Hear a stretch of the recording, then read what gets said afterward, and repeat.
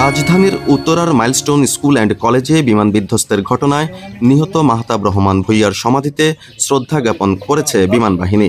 আজ দুপুরে মাহতাবের গ্রামের বাড়ি কুমিল্লার দেবিদ্বার উপজেলার উখারীতে আসে বিমান বাহিনীর একটি প্রতিনিধি দল।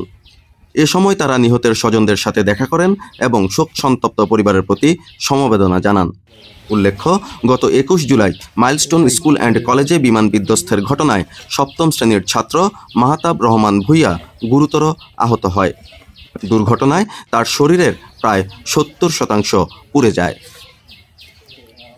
তার অবস্থা আশঙ্কাজনক হওয়ায় জাতীয় বার্ন ও প্লাস্টিক সার্জারি ইনস্টিটিউটের নিবিড় পরিচর্যা কেন্দ্র আইসিইউতে রাখা হয়েছিল।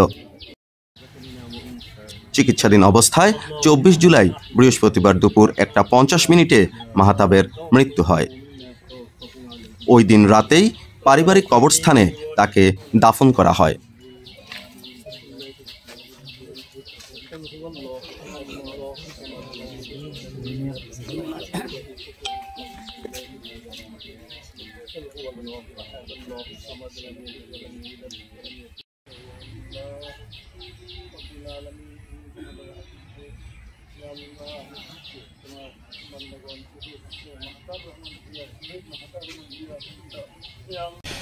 আপনারা সকলেই জানেন যে এখানে আমাদের আসার উদ্দেশ্য, আমরা সারা দেশবাসী সহ বাংলাদেশ বিমান বাহিনী আমরা সবাই এই দুর্ঘটনায় গভীরভাবে শোকাহত। তো আমাদের বাংলাদেশ বিমান বাহিনীর সকল সদস্যের পক্ষ থেকে আমাদের সম্মানিত বিমান বাহিনী প্রধান মাহতাব ভূঁইয়ার কবরে আমরা শ্রদ্ধাঞ্জলি জানাতে এসেছি বিমান বাহিনী ঘাঁটি জহুরুল হকের পক্ষ থেকে।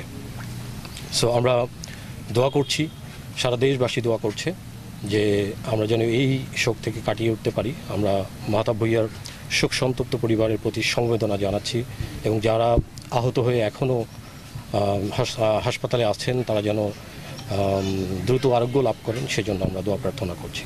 ধন্যবাদ সবাইকে। নট অনলি ওনারা, আমরা তো দেখেছি যে সারা বাংলাদেশ থেকে মানুষ যেভাবে মাহতাবের নাম ধরে ধরে দোয়া করেছে। আমার কাছে এই কয়েকদিনে যে হাই প্রোফাইলের অনেক মানুষ আমাকে ফোন দিয়ে সান্ত্বনা দিয়েছে।